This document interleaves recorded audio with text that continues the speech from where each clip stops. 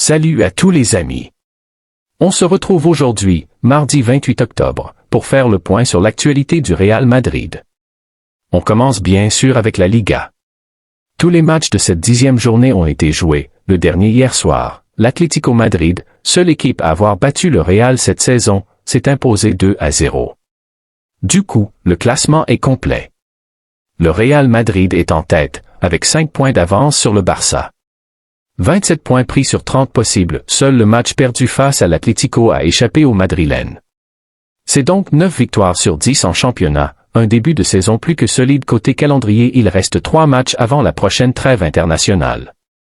Pas de match en milieu de semaine, le Real rejoue samedi 1er novembre à 21h contre Valence au Bernabéu. Ce sera le 3e match consécutif à domicile. On espère bien sur une nouvelle victoire ensuite. 2 déplacements mardi 4 novembre. Gros choc en Ligue des Champions à Anfield contre Liverpool.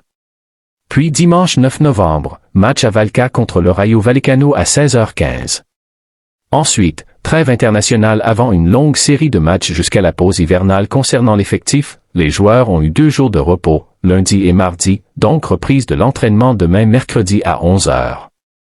Malheureusement, mauvaise nouvelle pour Dani Carvajal. Il s'est reblessé au genou droit et sera absent 2 à 3 mois.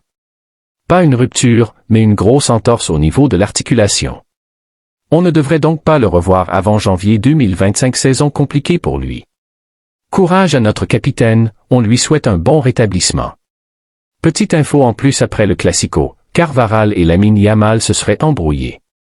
Résultat, ils ne se suivent plus sur Instagram, souriant avec bouche ouverte et sueur froide, mais la fédération espagnole assure que ça n'aura aucun impact sur la sélection nationale, où ils jouent ensemble. Enfin, parlons de Vinicius Junior.